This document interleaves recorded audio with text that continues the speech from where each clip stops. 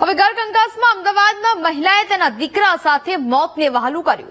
7 વર્ષના બાળકને ફ્લેટમાંથી નીચે ફેંકી પોતે પણ મોતની છલાંગ લગાવી દીધી। મહિલાએ પોતાના માસૂમ બાળક સાથે અંતિમ પગલું ભરતા ચકચાર મચી ગઈ છે। મહિલાના જીવનને ઝેર કોણે બનાવ્યું, આવું જોઈએ।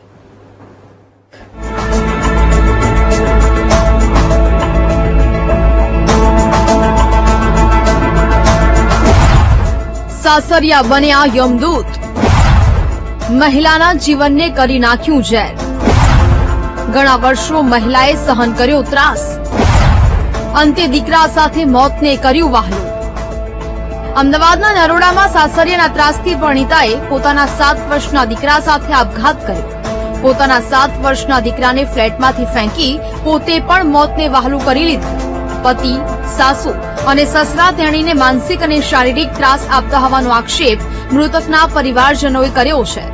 પરિણીતાના પરિવારજનોના આક્ષેપ છે કે છેલ્લા કેટલાય વર્ષોથી સાસરિયા દ્વારા મહિલાને હેરાન કરવામાં આવતી હતી। 10 વર્ષથી જ્યારના મેરેજ થયા છે મારી બહેનના, ત્યારથી ડોમેસ્ટિક વાયોલન્સનો ભોગ છે।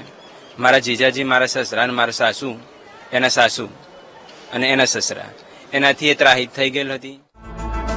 મૃતક વિરાજના લગ્ન 10 વર્ષ પહેલા મિતેશ વાણિયા સાથે થયા હતા, જે હિંમતનગર પોલીસ વિભાગમાં ડોગ સ્ક્વોડમાં ફરજ બજાવે છે।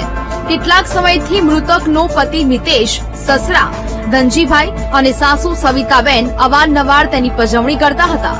ઘરેલુ હિંસાના ફોટા પણ પોલીસને રજૂ કર્યા છે, જેથી પોલીસે મૃતકના પતિ, સાસુ અને સસરા વિરુદ્ધ આત્મહત્યા માટે દુષ્પ્રેરણાની કલમો હેઠળ ગુનો દાખલ કરી વધુ તપાસ શરૂ કરી છે।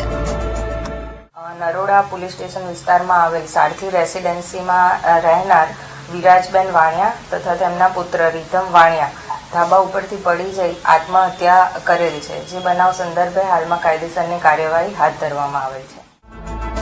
નરોડા પોલીસે પરિણીતાની આત્મહત્યા મામલે તેના સાસરિયા અને પતિ વિરુદ્ધ ગુનો દાખલ કરી વધુ તપાસ શરૂ કરી છે। કેમેરામેન આશિષ ડોડિયા સાથે અનિતા પટણી, વીટીવી ન્યૂઝ, અમદાવાદ। આજકાલ આપણા સમાજમાં આવા કિસ્સા બની રહ્યા છે કે જે સાંભળતા જ આંખોમાંથી આંસુ આવી જાય છે। ગરકંકાસમાં વધી રહેલી આત્મહત્યાના કિસ્સાઓ સમાજ માટે ગંભીર વિષય બન્યો છે। કેટલાક લોકો ઘરની મહિલાઓને એટલી હદે પરેશાન કરે છે કે આપઘાત સિવાય તેની પાસે અન્ય કોઈ વિકલ્પ જ નથી બચતો।